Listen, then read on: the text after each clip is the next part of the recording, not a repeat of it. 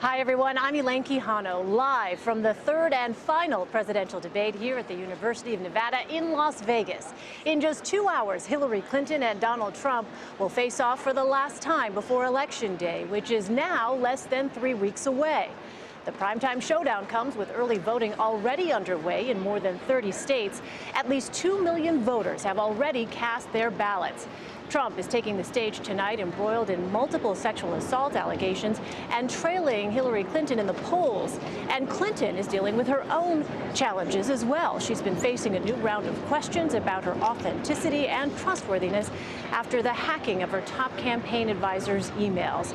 Here with me now to talk about what we can expect to see tonight, our CBS News congressional correspondent, who's been following the Clinton campaign, Nancy Cordes, and Chief White House correspondent Major Garrett, who's been following the Trump campaign. Thank you both for being here. Before we get to our conversation, I actually want to take a look at the state of the race right now. A month ago, Donald Trump was less than a point behind in the polls. Then the debates happened on September 26th and October 9th. We saw the gap widen. Now Donald Trump trails by more than 6 points based on the latest CBS News Battleground Tracker poll. I'll start with you, Major. Can he come back from that this late in the game? There's no historical precedent for a comeback of this magnitude. That's point one. Point two, there are very few historical precedents for anything we've seen in this campaign, so I remain cautious about assessing whether or not Donald Trump's campaign is too far gone. From a polling perspective, it looks as if it might be. And Hillary Clinton is doing the kind of things that a candidate who believes not only do they have the battleground states that they prioritized locked up, they're beginning to expand their own ambitions into Republican territory. Those are the kind of things that campaigns do when they believe the underlying data and make strategic choices on that. What are the kind of choices that Donald Trump is making? Sticking in conservative Republican strongholds within battleground states, doing nothing visibly to expand the base or take his message to even swing districts. Yesterday he was in Colorado. Where was he? Grand Junction and Colorado Springs, two of the safest, most Republican places in the entire state, and not where a lot of votes actually reside. Why wasn't he in swing counties around Denver, which is where the 9 electoral votes in Colorado are going to be decided? So oftentimes at this stage of a race, campaigns speak to you about what they actually believe. And Clinton is speaking with confidence about the map increasing and enlarging for her with resources. And Donald Trump is acting as if this map, if not shrinking, is one he's only comfortable with in the safest Republican terrain. Perfect example of that. Who is Hillary Clinton sending to Arizona on Thursday? Michelle Obama and her daughter Chelsea Clinton, and she's also investing another $2 million in that state. After playing footsie with the idea of going into Arizona for several months, they really are now investing in ads and in mailers in that state. She's spending a lot of money now to help Senate candidates, governor candidates in a variety of states that are also not battleground states, states like Indiana and Missouri, helping them to get elected, which is another sign of confidence because it means she now feels comfortable enough about her position in the race right now that she wants to help Democrats swing the balance of power in the Senate, which is something that would help her tremendously if she's the president. I was talking to a very well-connected Republican today in Washington saying, God, I wish the election were today. I said, why? You think Trump would win? He said, no, I'm not interested in that. I want us to save this is a Republican talking, the Republican majority in the Senate. And if the election were held today in Ohio, Pennsylvania, possibly Missouri, those Republicans would hold on. I said, well, what are you afraid of? I said, I'm afraid of an undertow. I'm afraid of something collapsing, or if not collapsing, a bit of an elevator shaft opening up beneath the Trump campaign, and that having a downward gravitational pull on otherwise well-run Senate campaigns run by Republicans seeking re-election. All right, this is the perfect point. We can bring in now Frank Luntz, CBS News contributor and Republican pollster. What about that concern about the uncertainty here in the final weeks? It's already happened in some of these Senate races. I'm looking now at Pennsylvania and New Hampshire, two states where Republicans were leading 2 weeks ago, now where most polls show them down. So this pressure with the division between Trump and Paul Ryan in particular is having an impact on on this race. There is 1 or 2% of Trump voters that will not vote Republican because they feel that Republicans have not backed him enough, and 1 or 2% of independents who will not vote Republican because they think that their candidate hasn't moved away from Trump far enough. You actually have the perfect storm for the Democratic Party, the potential for them, and the only thing that is holding people back is actually Hillary Clinton and the issues of the emails and the foundations and the fact that it doesn't seem to go away, and the Wikipedia that these releases that keep happening. In my focus groups that I'm doing, we're doing one for CBS tonight, Trump is deplorable to them, but Hillary Clinton is dishonest to them. So who do you vote for? Yeah, let's focus on what you're looking for tonight, and then I want to go back into some of those issues of honest and trustworthiness. The numbers on that have been interesting. Let me start with you, Nancy. What is it that you are going to be looking for out of tonight's debate? What do you think the challenge is for Hillary Clinton tonight? What I'm looking for is whether she starts to make this argument tying Donald Trump more explicitly to the Republican Party.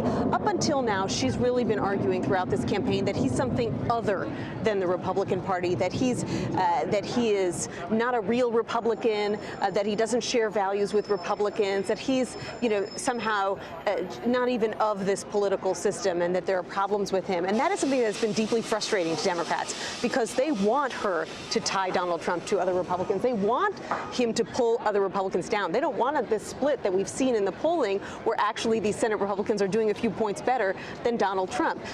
But now that she is feeling more comfortable, the question is, does she start to do this, make this case that Donald Trump actually is a natural byproduct of what we've seen in the Republican Party over the past few years, that as it has moved further to the right, as it has become, as Barack Obama would put it, the party of no a lot of times, that this is the end result. Major, what are you looking for? So if Trump is going to have any success tonight in dealing with these issues, he's going to have to reclaim the mantle of change agent in this campaign and say, look, you have misgivings about me. I'm a flawed candidate. He may even try to say my flaws are pretty invisible, and I don't try to hide them. I wish I could. Maybe he could try to joke his way around that. But say, look, if you are concerned, as so many Americans tell me as I'm speaking, as Donald Trump might, about the effects of globalization, Hillary Clinton in private is very enthusiastic about the globalized economy, open trade, open borders. That's a real threat to your economic future. I'm opposed to that. I'm hostile to that. I say it in public and I say it in private. And I will change the orientation this government has to a globalized economy in order to protect you and your economic future. Trump's advisors want him to stay in that lane and stay in that lane relentlessly all night and not get into anything about rigged elections, try to put away, if he can, the accusations of sexual assault or misconduct, and just focus on the economic future and the difference he has with Clinton about what it means to the average middle-class American. If he does that, not only do his advisors believe he will prevail, but other down-ballot Republicans will say, that's a message I can at least deal with, and it can maybe save other Republicans from this undertow. What about you, Frank? 3 simple questions Trump needs to ask, which, by the way, for Trump to ask a question is very complex. He just doesn't want to. Number 1, is America safer today than it was 8 years ago? Because she was Secretary of State for 4 years. Number 2, can someone who's been in Washington for 3 decades bring about the change you're looking for? And then it's a very simple question, a very simple statement, which is, if we are less safe and if we aren't going to bring about the change, then you have to vote for it.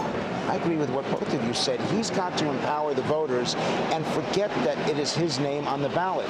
I believe he's incapable of doing it. I have now, after 3 debates and watching his speeches, he is one of the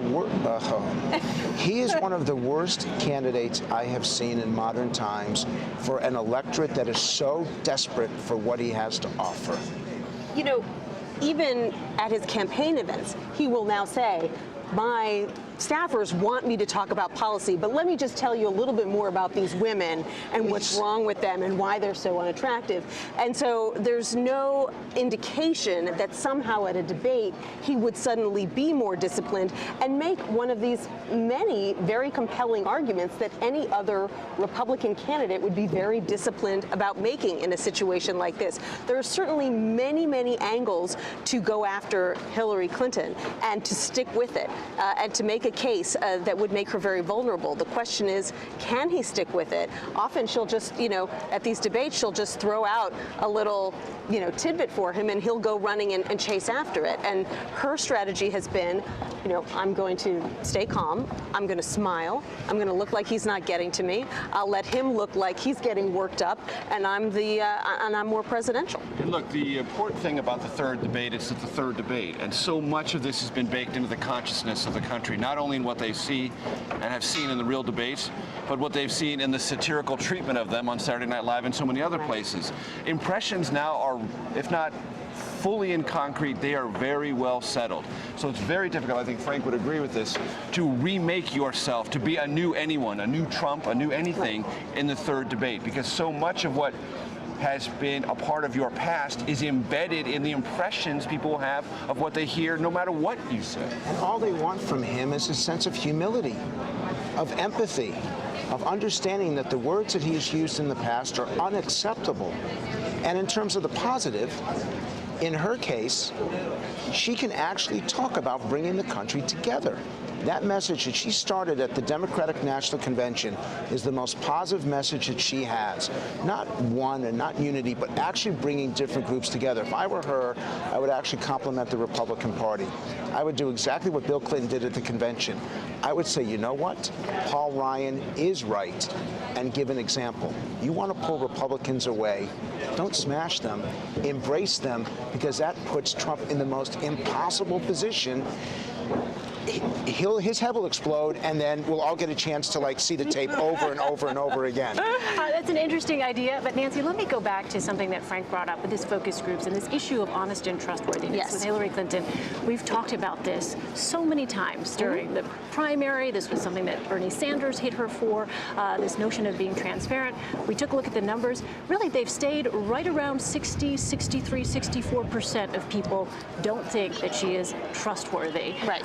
If so many impressions are baked into the cake for her at this point, and for both candidates, what's the approach then when this issue comes up tonight? I think that they are pretty resigned to the fact that those numbers aren't really going to budge that much between now and Election Day. And the only solace that they take is that Donald Trump's numbers on this front are about as bad as hers are. And when you read these WikiLeaks emails, you start to get a little bit more insight into why she does the things that she does, because her aides will say things like, apologizing is her Achilles heel. She just can't apologize. Or they'll talk about the fact that, she's being stubborn and she wants to stand her ground because she feels that it's us against them, instead of just saying, you know what, fine, let's do it your way this time. And so I think what a lot of people are reading as dishonesty is something that her campaign aides are painfully aware of, dating back a couple of years, and sort of have had to bring her along on the email issue and other issues to understanding, look, you will deal with this much quicker if you just fall on your sword, say, I made a huge mistake, I feel terrible about it, and move on. On the Trump side of things, Major, you and I a couple of days ago were talking about an effective surrogate for him has been Ivanka, his daughter, and how you brought up the fact that she really hadn't been out there. Now we have seen her on the stage. Let's go ahead and play that bite for our viewers. This is Ivanka Trump today at a women's summit. The Trump brand all along has been very much about winning, and I understand that you hope and expect your father to win. Do you think it's important for the country and for democracy for him to concede if he loses, and will he? Well, look, my father is in this to win it, and I'm not interested in talking about alternative outcomes. And of course, I think my father will always do the right thing. That's the type of person he is. But when you asked me before, do I think it's rigged? I think from a media perspective, it's very hard to get an accurate portrayal of who he is as a person or the business he's built, his professional accomplishments. It's borderline impossible. In large parts, we've stopped even trying with a lot of the mainstream publications because they just don't you know, I was going crazy around a year ago, calling these reporters, trying to get them to at least hear our perspective. And it's just a waste of time. You fall down such a rabbit hole with this, and it doesn't yield a result. But to your point, if he'll either win or he won't win, and I believe he'll accept the outcome either way. I believe he'll accept the outcome either way. What did you make of that, Major? Well, that's a refreshing statement from someone very close to Donald Trump. He ought to make it tonight. He made it in the first debate, and then he has been trying to wriggle free from that with his supporters ever since. Now, Ivanka saying it is one thing. Donald Trump needs to say it again. And there is this struggle within the inner circle of the Trump campaign about this whole issue. There are some advisors, Steve Bannon, chief among them, who are like, look, this whole thing is rigged, and let's talk to our supporters about that. Let's sort of knock the scab off all this and say we have a problem. And then you have others like Kellyanne Conway, his campaign manager, is saying, look, talk about draining the swamp in Washington, bringing lobbyist reform, endorsing term limits, things that have a positive, proactive orientation to what people actually care about. And don't introduce the specter of a failed election while we're trying to motivate our supporters to participate in said election. I mean, the craziest thing about saying this is rigged is that it's suppressing your own turnout if you take it seriously and at face value. So this is a problem not of the media's creation. Ivanka's wrong with that. Trump created this. And when we asked the Trump campaign opener, what is your proof of vote rigging or active, which he said is going on now, efforts to rig this election? They have none. Just as they promised to have evidence to refute all the charges from the various women, they've produced none. These are problems of Donald Trump's creation and his inner circle's creation. They are not media inventions, as much as the Trump campaign might like to suggest they are. What a business person can do more than anyone else, particularly a professional politician, is to balance a budget. I don't understand why Trump doesn't call for a forensic audit of the federal budget, every line, every program, every detail, far more than term limits, by 3-to-1, and we've tested this. By 3-to-1, the public would rather see an end to wasteful Washington spending than term limits, but he doesn't do it. And he has lost the ability to speak on behalf of the voters that he says that he represents. It's always, I won the debate. It should be, you won the debate, or the American people should win the debate. That whole terminology that he was so perfect at the convention has been completely lost as he tries to defend his character. He has to learn it's not about him, it's about them. Frank, how does that talk of a rigged election play with independent voters? I mean, obviously, it works with the base, and they feel it too. And you've covered that the fact that they really feel it at the rallies. But how does it play with independent voters? They believe it also. It doesn't turn them for him. He doesn't win a single vote by saying it's rigged. That's his internal excuse. I've studied human behavior. Right. He is actually beginning to justify why he did not win the election. And I'll tell you something. The day after the election, I would not want to be Paul Ryan. Because after the rigged election... I wouldn't want to be Paul Ryan now. Paul Ryan, he is not having a great year. It is, and Trump is going to tear him apart. And the Republican Party, I think, is going to face months, if not years, of turmoil. And it's all being set up right now as we are ending this election. Frank, tell us about this focus group that you're conducting. And while we have you do that, actually, I want to let people know we are right in the flight path at McCarran Airport here. So apologies for that. They are directly overhead taking off. But what's the breakdown, Frank, of the group of voters that you're going to be talking to after the debate? Yes, I keep feeling these are Donald Trump's election hopes just flying out of Nevada as we do it right now. You're going to have to take the word Republican off of my name at some point. I'm doing my best to have it removed. 30 voters, uncommitted. I don't use the phrase undecided anymore because they've decided who they're not voting for, but they haven't made the commitment to whom they will vote. They're going to watch the debates. They're going to see some ads. They're going to be reacting right before we go on the air at 9 p.m. East Coast time, and then coming back to them on CBSN at 11 p.m. East Coast time. And we're going to have 10 minutes with them to really get down to understand why they haven't made a commitment and what's still bothering them. What are their hesitations? What are their fears about the economy?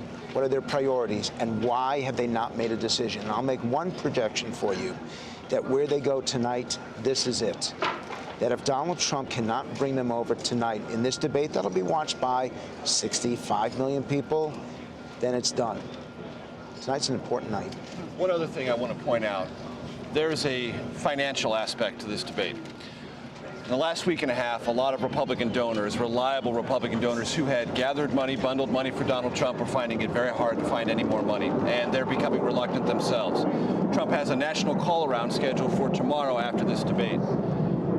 He can't get every one of those donors who have now gone off the reservation back, but he can keep those that he has and maybe bring a few of the stragglers back in if he puts together a solid performance tonight. That is also a big part of not just Trump's future, and I agree with Frank, it is checkered, to put it mildly, but the future of other Republicans down ballot who are going to need the resources that those fundraisers are trying to create. And so maybe Donald Trump can't save his candidacy tonight, maybe he can, but even if he doesn't save his, he might be able to save some down ballot Republicans. Does he care? I mean, this is the question. Does he care about the Senate and the House? I don't think he does. Yeah, All right. It's an open question. A lot to watch for tonight. Nancy Cortez, Major Garrett, Frank Luntz, thank you all so much.